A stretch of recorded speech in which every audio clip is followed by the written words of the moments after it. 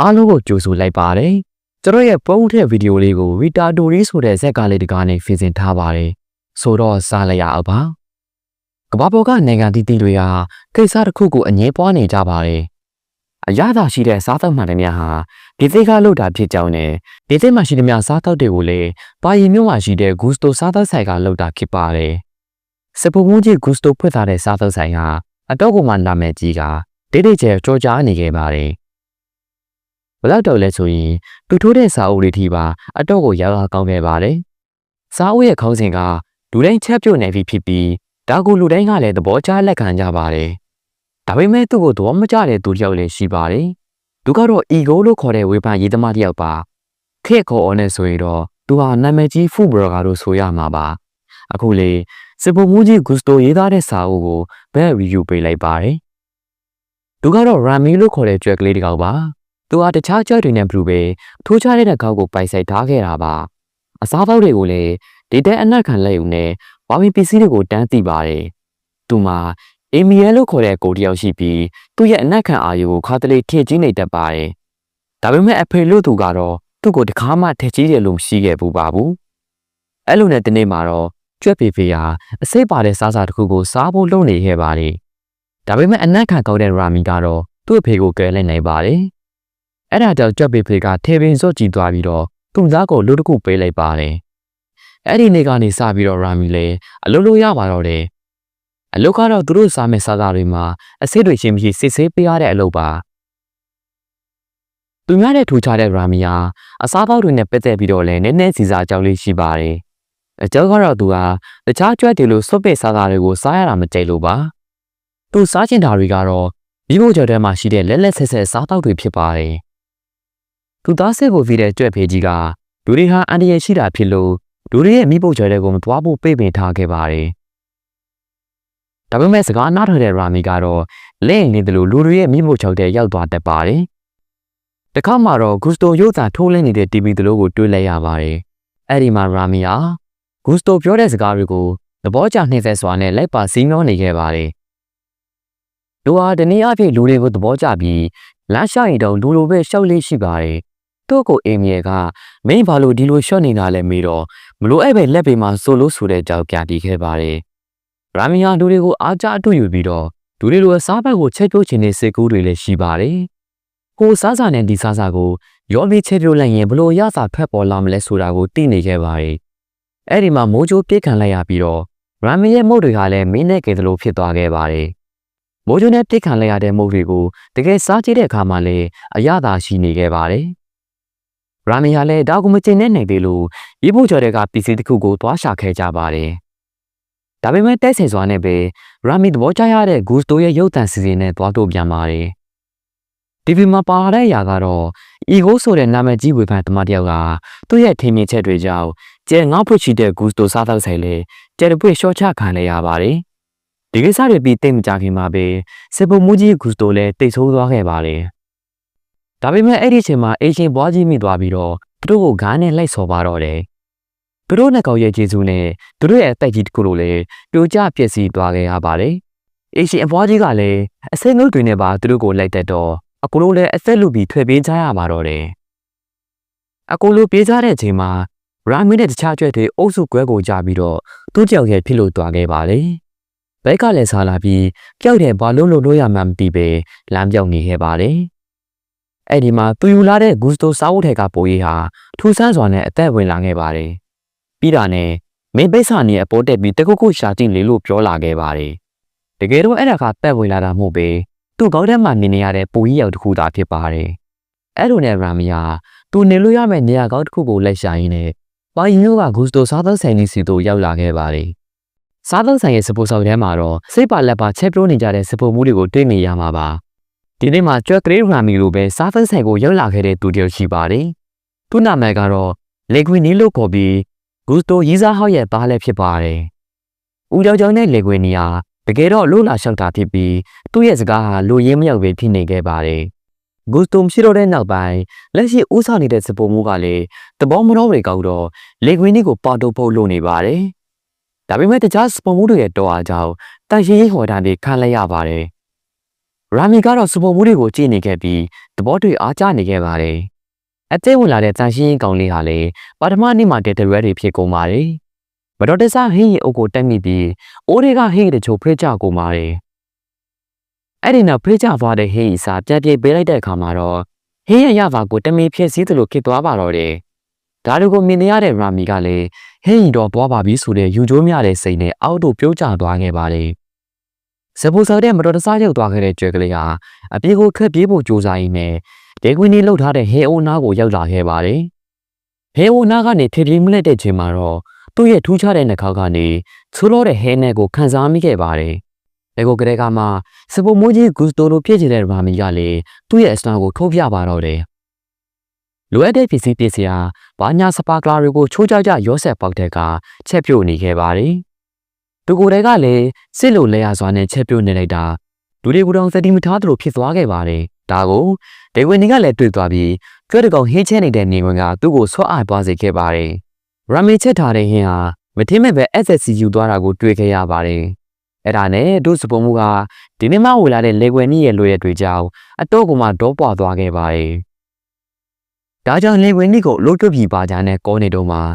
စားတော့သူ SSC ရဲ့တုတ်ပြန်ချက်ရောက်လာပါတော့တယ်ကာကောင်းချင်တော့အဲ့ဒီသူကစာမန် SM မဟုတ်ပဲအစားဖို့တွေကိုဝေဖန်နေတဲ့သူဖြစ်နေခဲ့ပါတယ်။အဲ့ဒီဝေဖန်သူရဲ့တုတ်ပြန်မှုကတော့ဒီဟေကအတော့ကိုရစာရှိကြောင်းသိခဲ့ရပါတယ်။ဒါကိုကြားလိုက်ရတဲ့သူတွေကလည်းလေဝင်နေချက်တဲ့ဟေကအရသာရှိတယ်ဆိုတာကိုမယုံကြည်နိုင်ပဲဖြစ်နေခဲ့ကြပါတယ်။ဒါပေမဲ့ဝေဖန်သူတယောက်ကိုတော့ဆွဲဆောင်နေလိုက်တော့လေဝင်နေတယောက်ဖက်ရှင်ရေးကနေဆက်ပြုတ်ရည်စီသူပြောလဲရပါတော့တယ်။သူတို့စကားပြောနေကြတော့မှရာမီကလည်းခွက်ကောင်းဖို့တိုးကြကထွက်ပြေးခဲ့ပေမဲ့ကံကောင်းစွာနဲ့ပဲလူးမိသွားခဲ့ရပါတယ်။အကိုလူကရိတ်မဲ့တက်မဲ့လုံနေကြတော့မှလေဝင်နီကပဲကောက်ွယ်ပေးလိုက်ရပါတယ်။နောက်ကွယ်မှာတော့ကျွက်ကလေးရာမီနဲ့လေဝင်နီတို့နှစ်ယောက်တည်းတွေ့ကြပြီးကျွက်ကလေးကလူစကားနားလဲတယ်ဆိုတာကိုသိသွားခဲ့ပါတယ်။အဲ့ဒါနဲ့လေကွယ်နီကအကြံတစ်ခုရသွားပြီးကျွက်ကလေးကိုဟင်းချဲတဲ့ပိုင်းမှာသူ့ကိုကူညီပေးဖို့ပြောခဲ့ပါတယ်။ဒါကိုလက်ခံရင်တော့ပြန်လာနေတဲ့မှန်မှုတဲ့ကလွတ်ပေးမှပြီးကျွက်ကလေးရာမီကလည်းသဘောတူလိုက်ပါတယ်။ရာမီကတော့သူ့ကိုလှုပ်ပေးတာနဲ့တန်းနေအောင်ထွက်ပြေးလာခဲ့ပြီးလေကွယ်နီကလည်းစိတ်ပစ်လက်တဲ့ဖြေကကြံခဲ့ပါတော့တယ်။ကောင်းလိုက်စိတ်ပြီးနားဖို့ကောက်တဲ့လေကွယ်နီကိုတွေ့တော့ရာမီကလည်းပြန်လှည့်လာခဲ့ပါတယ်။နှစ်ကောင်သားဘော်ဒါလေးဖြစ်သွားပြီးတော့ရာမီကိုအိတ်ခေါ်ခိုင်းလိုက်ပါတော့တယ်။မနေ့ရောက်မှာတော့လေကွယ်နီရဲ့ဟင်းကြီးဟာအရသာကောင်းမော်တဲ့ကြောင်သတင်းစာထဲပါလာခဲ့ပြီးဂူစတိုမရှိတော့တဲ့နောက်ပိုင်းပထမဦးဆုံးနာမည်ကောင်းရခြင်းလည်းဖြစ်ပါတယ်။ကျွက်ကလေးရာမီနဲ့လေကွင်နီကတော့သူတို့နှစ်ကောင်ကဘလို့ပေါက်စီရမှန်ပြီးတာကြောင့်တိုက်ပဲနေကြပါတယ်။ဟဲချက်တဲ့ချိန်မှာကျင်းတဲ့ချေးဆဲမိနေရမှာဖြစ်ပြီးမဟုတ်တော့ပြဿနာရှိပါတယ်။နောက်တော့နီလန်တစ်ခုကိုသွားတွေ့ခဲ့ကြပါတယ်။အဲ့ဒါကတော့ရာမီယာဥအောက်ပေါ်မှာနေပြီးတော့လေကွင်နီကိုစပေးနဲ့ထိချိုးမှာပဲဖြစ်ပါတယ်။အဲ့ဒီနောက်အားလုံးကโอเคပြီးဆိုမှတကယ်စပိုဆာမှာတိုက်ပွဲဝေရမှာဖြစ်ပါတယ်။သူတို့ရဲ့လေ့ကျင့်မှုကြောင့်တကယ်စပိုဆာကိုရောက်တဲ့အချိန်မှာလည်းစီးကျက်ညီညီနဲ့ဆက်ပြုတ်နိုင်ခဲ့ပါတယ်။ဒါကြောင့်လေအရသာရှိတဲ့ဟင်းကြီးကိုရာမီရဲ့ကျေးဇူးနဲ့ကောင်းကောင်းချက်နေလိုက်ပါတယ်။ဒါပေမဲ့ဟေးကောင်းကောင်းချက်တဲ့ယူနဲ့မလိုလောက်သေးပါဘူး။ဆိုင်နဲ့ပတ်သက်တဲ့စီးကားတွေနဲ့တခြားຢာတွေကိုကောလက်လို့ခေါ်တဲ့ကမ္ဘာလေးစီမှာသေယူဖို့ဖြစ်လာခဲ့ပါတယ်။ကောလက်ကတော့တိုက်ရှိရည်သမားကနေစပူမှုဖြစ်လာတဲ့သူကိုစိတ်ထဲဘဝမကျဖြစ်နေခဲ့ပါတယ်။ဂူစတိုပတ်ဆက်ခဲ့တဲ့ဆိုင်နဲ့ပတ်သက်ပြီးတော့လေတိတ်တန်းစာစစောက်ရေးခဲ့ပါတယ်။နှစ်တွင်မှာဘူတိုရဲ့ဆက်ခံသူသားရောက်လာခဲ့ရင်လက်ရှိဦးဆောင်နေတဲ့သူကပဲဆန်ကြီးကိုလက်ဝဲပိုက်ဆက်ရမှာပါ။အဲ့ဒီချီတော့မှလေကွယ်နီယာဂူစတိုရဲ့သားဖြစ်နေတဲ့ဆိုတာကိုသူ့စပူမှုသိသွားခဲ့ပါတယ်။ဆိုင်မှာချက်ပြောနေကြတဲ့စပူမှုတွေဟာလေတန်မှန်လူတွေမဟုတ်တာကိုတွေ့ခဲ့ရပါတယ်။တယောက်ကဆက်ကယူကနေအလုပ်ပြုတ်လာခဲ့တဲ့သူတွေဘောပတီချောင်းနဲ့ဘာကိုဓမြတိုက်ခဲ့တဲ့သူနဲ့မာဖီးယားဂိုက်သားဟောင်းတို့ဖြစ်ကြပါတယ်။ဒီနေ့ဆိုင်ဖွေးချေကိုရောက်မှာတော့စားတော့သူဧည့်သည်တွေကနေဖိလျာသိကိုလုတ်ပေးဖို့တောင်းဆိုခဲ့ကြပါတယ်။ဒါကြောင့်စပိုဆာတစ်ခုလိုလဲပွက်လောရိုက်သွားပြီးတော့တိုက်ပဲနေကြတဲ့ချိန်မှာလေကွင်ကြီးကဟင်းသက်ချက်ပေးရဖို့ကြောက်ခံလာခဲ့ပါတယ်။အခုတစ်ခါမှာတော့ဂူစတိုရဲ့မို့ချိုအင်းဟင်းကိုချက်ရမှာဖြစ်ပြီးချယ်နီကိုတော့ဘယ်သူမှသိကြမသိကြပါဘူး။ဒါကိုသိတဲ့ဒုစပုံမှုကြီးကလည်းလေကွင်နီကိုလှုပ်ထိုးချေတဲ့အတွက်သူ့အမားလုံးမဲ့ကြီးကိုထိတ်ဆောင်နေခဲ့ပါတယ်။ဒါပေမဲ့ကျွဲကလေးရာမီရဲ့ကျေးဇူးနဲ့ဧည့်သည်တွေကလည်းအဲ့ဒီဟင်းကိုအထူးကြိုက်ကြပြန်ပါတယ်။ သူ့စပုံမှုဟာကျွဲနဲ့ပဲသက်ပြီးတော့သူ့စိတ်ကသင်္ကာမကင်းပဲဖြစ်နေခဲ့ပါတယ်။အဲဒါကြောင့်လေဝင်းနီကိုအမှုတက်ပြီးတော့ကျွဲကလေးရာမီကြောက်စကားနိုင်ခဲ့ပါတယ်။တစ်ဖက်မှာလည်းရာမီဟာသူ့ကိုအင်မီတို့နဲ့ပြန်ဆိုဖြစ်ခဲ့ကြပါတယ်။ကျွဲတွေအားလုံးကရာမီကိုတင်ပြီးလို့ထင်ထားခဲ့ကြတာပါ။ဒါကြောင့်သူ့ကိုအင်မီကသူတို့ရဲ့ကျွဲသက်ကြီးစီလက်ခဲ့ဖို့ရာမီကိုခေါ်ခဲ့ပါတယ်။ရာမီကတော့ကျွဲနဲ့တူပဲကြီးကြီးကျယ်ကျယ်တွေပြောနေခဲ့လို့အပေဖြစ်သူနဲ့စကားချီတွေဖြစ်နေကြပါတယ်။ဒါကြောင့်ပြောလို့မြတဲ့သူသားကိုနေရာတစ်ခုစီခေါ်သွားပြီးတော့နားဝင်အောင်လုပ်ခဲ့ပါတယ်။အဲ့ဒီနေရာမှာကျွဲအသေးတွေနဲ့တူကျွဲသက်စေကျွဲထောက်ချောက်ပြီးရှိနေတဲ့နေရာတစ်ခုပါ။ငါသာဒါကိုကြည့်လူတွေနဲ့နေမှနေအားရရှိတယ်။လူတွေကငါတို့ကိုအမြဲသက်ဖို့ချောင်းနေတာထို့သို့နားချခဲ့ပေမဲ့ကောင်းပါတဲ့ရာမီကတော့လက်မခံခဲ့ပါဘူး။ရာမီဟာကျွဲတွေရဲ့တဘောအတိုင်းအစိုက်ထဲပိုးနေရတာကိုလက်မခံနိုင်ပေအပါကြီးကိုတစ်ခုခုချပြချင်နေခဲ့တာပါ။အဲဒါကြောင့်ပဲသူ့တယောက်တည်းစော်စားစွာနဲ့ပဲလေကွင်းနီစီကိုပြန်လာခဲ့ပါတော့တယ်။လေကွင်းနီကတော့စကားနိုင်တာရှောင်နေခဲ့ပေမဲ့စီးရမယ့်ပကံတွေကိုမရှောင်နေခဲ့ပါဘူး။ဒါကြောင့်တညာလုံးလို့ပြီးအိပ်ပျော်နေခဲ့တဲ့အချိန်မှာကောလဲရောက်လာခဲ့ပါတယ်။ကောလဲရောက်လာခဲ့တဲ့အချိန်မှာတော့ရာမီကပဲကြည်ကောင်းသလိုဖော်ရှော့လုပ်ပေးခဲ့ရပါတယ်။ဖြစ်ချင်တော့ညောင်သားကမစီမိသွားကြပြီးရေပက်တွေကခန်းစားချက်တွေထွက်ပေါ်လာခဲ့ပါတယ်။ဒီလိုနဲ့ဂူစတိုစားဖောက်ဆိုင်ကနာမည်ပြန်ရလာတဲ့အကြောင်းလူတယောက်စီကိုရောက်သွားခဲ့ပါတယ်။အဲ့ဒီလူကတော့အီဂိုပါ။နောက်ဆိုပြီးခဲ့တဲ့သူ့ရဲ့မှတ်ချက်ကြောင့်ပဲဂူစတိုရဲ့ဆိုင်ကဆက်လျှော့ခံလိုက်ရပြီးဂူစတိုလည်းစိတ်ကြလက်ကြဖြစ်ကတိတ်ဆိုးခဲ့ရပါတယ်။နောက်တစ်နေ့မှာတော့ရာမီရဲ့ကိုကရာမီစီကိုလိုက်လာခဲ့ပါတယ်။ဒါပေမဲ့သူ့တကောက်တည်းမဟုတ်ပဲတခြားကျွဲတွေကိုလည်းခေါ်လာခဲ့ကလာရတဲ့အကြောင်းကတော့မုတ်စားချီလိုဖြစ်ကြပါတယ်။အဲ့ဒါနဲ့ရာမီကလည်းမုတ်တွေခိုးဖို့လို့ရင်းနဲ့ဂူစတိုရဲ့သိတန်းစာကိုသွားပေးခဲ့ကလေကွင်းနီကဂူစတိုသားရေးဆိုတာလည်းတီးလိုက်ရပါတယ်။အဲ့ဒါနဲ့ရာမီလည်းလေကွင်းနီစီပြဖို့စာရွက်စာတမ်းတချို့ကိုပါခိုးယူလာလိုက်ပါတယ်။ဒါကြောင့်ရာမီရဲ့ဂျေဇူးနဲ့လေကွင်းနီဟာဂူစတိုရဲ့သားဖြစ်တဲ့ကြောင့်သူတွေအားလုံးသိသွားကြပါတော့တယ်။အဲ့ဒါနဲ့တူစားပန်းဆိုင်ကြီးကိုလည်းပိတ်ဆိုင်သွားပြီးလေကွင်းနီရဲ့အကြောက်ကလည်းဟိုးလေးတကြောဖြစ်သွားခဲ့ပါတယ်။ကြော်ကြားလာခဲ့တဲ့လေကွင်းနီကိုသတင်းထောက်တွေကလာပြီးမင်းများနဲ့စိတ်ထိပါရောက်လာခဲ့ပါတယ်။ဒါပေမဲ့လေကွင်းနီကတော့သူဟာဂူစတိုရဲ့သွေးပါတဲ့အတွက်ကြောင့်အခုလိုအောင်မြင်တာလို့ကိုကြီးသွေးပြီးပြောဆိုလိုက်တာပါ။ကဘာကြီးကိုသူရှိတဲ့အကြောက်ချပြချင်တဲ့ရာမီကတော့အဲ့ဒီစကားကိုမကျေနပ်ချင်ခဲ့ပါဘူး။လေကွင်းနီကတော့သူ့ရဲ့အောင်မြင်မှုရဲ့ကြောင့်မိုးမမြင်လေးမြင်ဖြစ်လာပါတော့တယ်။အဲ့ဒီချိန်မှာဂျန်သူတော်ကြီးအီကိုရောက်လာခဲ့ပြီးတိတ်မကြခင်သူလာခဲ့မဲဆိုတဲ့ကြောက်ပြောခဲ့ပါတယ်။လေကွင်းနီကလည်းအရင်လိုမဟုတ်တော့ပဲဘာနာတပွဲသားနဲ့ကိုဖြစ်လာခဲ့ပါတယ်။ဒါကြောင့်သူ့ရဲ့တွေ့ဖက်ရာမီကိုတော့သူမရှိလဲရတဲ့အကြောင်းမျိုးကအိမ်ပြန်ဖို့ပြောလိုက်ပါတော့တယ်။ရာမီကလည်းသူ့ကိုပြန်ရွက်ချေတဲ့စိတ်နဲ့သူ့ရဲ့တက်ကြီးတစ်ခုလိုကိုဘူဖေးကျွေးခဲ့ပါတယ်။အဲ့ဒီချိန်မှာလေဝင်းနီကပြန်ရောက်လာခဲ့ပြီးသူပြောခဲ့တဲ့စကားတွေတည်းစင်မကောင်းဖြစ်ကြောက်ဆိုနေခဲ့ပါတယ်။ဒါပေမဲ့ရာမီကကြက်တွေခေါ်ပြီးတော့ဘူဖေးကျွေးလာတဲ့အကြောင်းကိုတည်သွားတဲ့အခါမှာတော့လေဝင်းနီကလည်းစိတ်တုန်သွားပြန်ပါတယ်။သူတို့ညရဲ့ဆက်ဆံရေးဟာတစားစီဖြစ်သွားကရာမီကိုလည်းဘယ်တော့မှမလာဖို့နှင်ထုတ်လိုက်ပါတော့တယ်။ဒါပေမဲ့အပြောသားလွယ်ခဲ့ပေမဲ့လက်တွေ့မှာတော့မလွယ်ကူလာပါဘူး။ဒီနေ့မှာအီဂိုဆိုတဲ့သူကရောက်လာမှဖြစ်ပြီးရာမီမရှိတဲ့လေကွင်းနီဟာအတောက်ကျုံးနေတဲ့မှတ်တကောင်လိုဖြစ်နေခဲ့ပါတယ်။ရာမီကလည်းသူ့မိတ်ဆွေစီကိုလာကြည့်နေမတော်တဆထောက်ချောက်မိသွားခဲ့ပါတယ်။အဲ့ဒီထောက်ချောက်ကသူတို့ကိုအမြဲလိုက်ဆောက်ကြည့်နေတဲ့ဒုစပုံမှုရဲ့လက်ချက်ဖြစ်နေခဲ့ပါတယ်။တစ်ဖက်မှာလည်းအီဂိုရောက်လာခဲ့ပြီးတော့စားသောက်ဆိုင်ဝေးသားပြီးအကိုတွေးလန့်နေကြပါတယ်။ရာမီကထောက်ချောက်တဲ့ရောက်နေခဲ့ပေမဲ့လည်းအဲ့ဒီချိန်မှာအဖေနဲ့ကိုဖြစ်သူတို့ကလာရောက်ကဲထုတ်သွားကြပါတယ်။အဲ့ဒီနောက်တော့ရာမီဟာသူမရှိရင်လေကွင်းနီကလည်းကြီးကျယ်ပြဿနာတန်မာကိုစိတ်ပူနေခဲ့တာပါ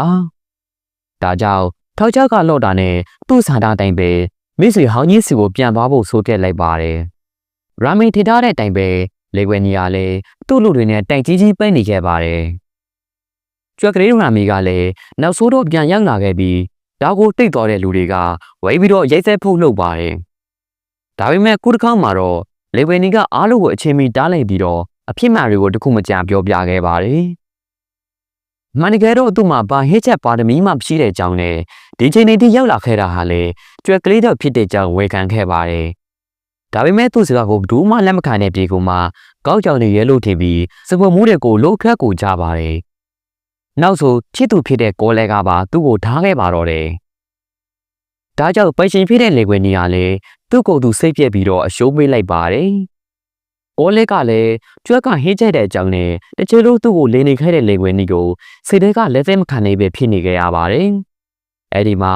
ဂူတိုရဲ့လူရင်းချက်နေပြီဆိုတဲ့စာအုပ်ကိုမတော်တဆတွေ့လိုက်ရတာကြောင့်အတိတ်ဘက်တစ်ခုကသူ့ကောင်းခံရောက်လာခဲ့ပါတယ်။တွဲဘက်တွေပြန်ပေါင်းစည်းသွားကြပေမဲ့လို့ဘယ်သူမှဖြစ်တဲ့စပိုးစော်ကြီးကဟင်းလင်းနေကြီးဖြစ်နေခဲ့တာပါ။အဲဒီမှာရာမီရဲ့အဖေရောက်လာပြီးတော့သူ့သားရာမီနဲ့လေခွေနီတို့ရဲ့ဆက်ဆံရေးကိုအထက်ချင်းသွားခဲ့တဲ့အကြောင်းပြောပြခဲ့ပါတယ်။ထို့နောက်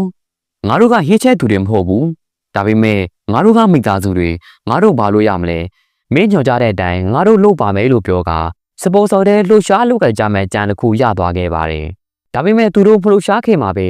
ကျမ်းမာရေးဌာနကစစ်ဆေးမှုရောက်လာခဲ့ပါတယ်။သူသားသိသွားခဲ့တော့ဆိုင်ကြီးလိုက်ပြဿနာတက်မှဖြစ်တာကြောင့်ကြွက်တွေကိုလိုဝိုက်တာကြရပါတယ်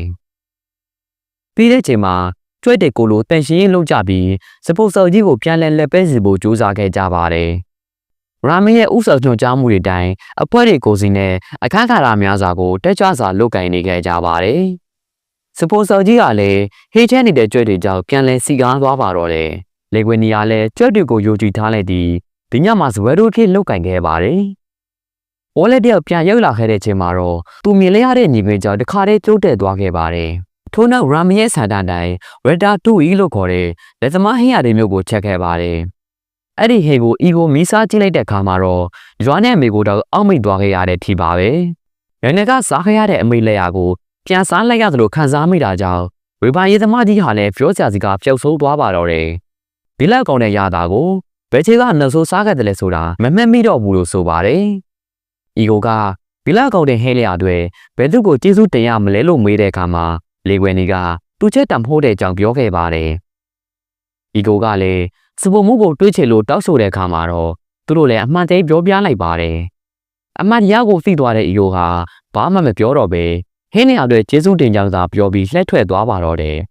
။နောက်ကနေ့မှာတော့အီကိုရဲ့ဝေဖန်ချက်ခက်ပေါ်လာခဲ့ပါတယ်။သူပြောထားခဲ့တာကတော့သူတို့ကဝေဖန်ရတာကြိုက်တယ်ဝေဖန်ရတာလွယ်ပါတယ်။ဝေဖန်တဲ့နေရာမှာလည်းအပြစ်သဘောဆိုတဲ့ဝေဖန်မှုတွေကိုပို့ပြီးတော့ရစာတွေ့တဲ့ကြပါတယ်။မင်းညာကကဘာကြီးမှာရှိတဲ့တိတ်ဆန်တစ်ခုနဲ့ကြိုတွေ့ခဲ့ရပါတယ်။ထူးခြားကောင်းမွန်တဲ့ဟဲလျာတစ်ခုကိုလုံးဝမမျှော်လင့်ထားခဲ့တဲ့သူမမျှော်လင့်ထားခဲ့တဲ့နေရာကတွေ့ခဲ့ရတာပဲ။ဟဲလျာကိုဖန်တီးတဲ့သူနဲ့အဲ့ဒီဟဲလျာကကျွန်တော်ရဲ့ယုံလင်းထိပါခံစားမိစေခဲ့ပါတယ်။အရင်ကကျွန်တော်ဟာဒူလိုက်ချင်းနေသည်ဆိုတဲ့စပိုမိုးကြီးဂူတိုရဲ့ဆောက်ဖို့ကိုမထီမဲ့မြင်ပြခဲ့တဲ့သူတယောက်ပါအခုတော့ဒါရီအားလုံးကိုနားလည်သွားခဲ့ပြီလို့ဆိုခဲ့ပါတယ်နောက်တဲ့တစ်ခုကတော့စပိုဆာထဲမှာကြွက်တွေရှိတယ်ဆိုတဲ့တိုင်ကြားချက်ကြောင့်ဂူတိုရဲ့ဆိုင်ကလည်းပိတ်သိမ်းခံလိုက်ရပါတယ်အီကိုကလည်းသူ့ပေါ်သူတွေယုံကြည်ချက်မရှိတော့တာကြောင့်သူ့ရဲ့အလုပ်ပါဆိုးရှိုးသွားခဲ့ရပါတယ်လေကွင်းနဲ့ကောလက်တို့ကတော့နောက်တဲ့ဆိုင်လေးတစ်ဆိုင်ဖွေကြကအစီပေးနေခဲ့ကြပါတယ်အီကိုကတော့ရာမီနဲ့တွေ့သွားပြီးတဲ့နောက်ပိုင်းအရင်လိုမဟုတ်တော့ပဲလိမ္မာသွားခဲ့တာပါအခုဆိုရင်ရာမီရဲ့ထူးအပ်တဲ့တော်ကြီးဖြစ်နေပြီးအသေးသေးသောရစာအစိတ်ဆန်းတွေကိုအမြဲညှော်နေတဲ့သူတယောက်ဖြစ်နေပါတော့တယ်